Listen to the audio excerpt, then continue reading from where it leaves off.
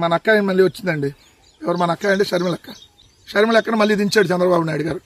మావిగన్ బాగా తెలుగుదేశం వాళ్ళకి కింద నుంచి పై దాకా గుచ్చుకుంటా ఉన్నట్టుంది. మావిగన్ను గుచ్చుకోగానే ఒక్కొక్కరిని వదులుతూ ఉన్నాడు రంగంలోకి. మొన్న బీవీ రాఘులను రంగంలో దించుతాడు, లేదంటే నిన్న వచ్చేటప్పటికి షర్మిల గారిని రంగంలో దించుతాడు. ఏమొచ్చి మావిగన్ అంటే జోకర్ అని మాట్లాడుతుంది. మావిగన్ అన్నాళ్ళు ట్రోల్ చేసిన వాళ్ళు జోకర్ అయ్యారు. ఇప్పుడు ట్రోల్ చేసిన చంద్రబాబు నాయుడు మావిగన్ కూడా సిఆర్డీఏలో ఉందంటున్నాడు. మరి జోకర్ అయింది ఎవడు? అయినా ఈరోజు మహిళల మీద ఏబిఎన్ రాధాకృష్ణ అనేటటువంటి నీచమైనటువంటి వ్యాఖ్యలు చేస్తే ఏమ్మా షర్మిల నోరెందుకు మెదపలేదమ్మా? చంద్రబాబు నాయుడు స్క్రిప్ట్ రాసిలేదా? మహిళల మీద జుగుప్సాకరమైన వ్యాఖ్యలు చేస్తా నీకు పర్లా.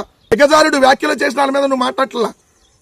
నువ్వు ఈరోజు వచ్చి జగన్మోహన్ రెడ్డి గారిని తిట్టడానికో, మావిగన్ అనేటటువంటి దాన్ని ప్రజల్లో చర్చ జరగనీయకుండా ఉండటానికో నీలాంటి వాళ్ళని చంద్రబాబు నాయుడు తీసుకొని వచ్చి ఏదైతే రంగంలోకి దింపుతూ ఉంటాడు.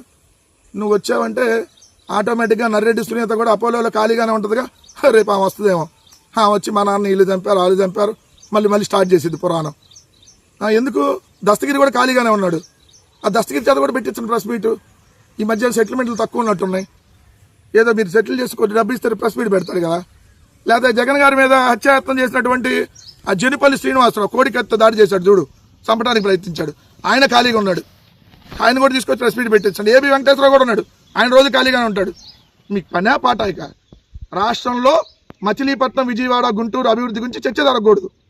అందుకని చెప్పి వీళ్ళందరినీ తీసుకొని వచ్చి రంగంలోకి చంద్రబాబు నాయుడు గారు దించుతా ఉన్నాడు.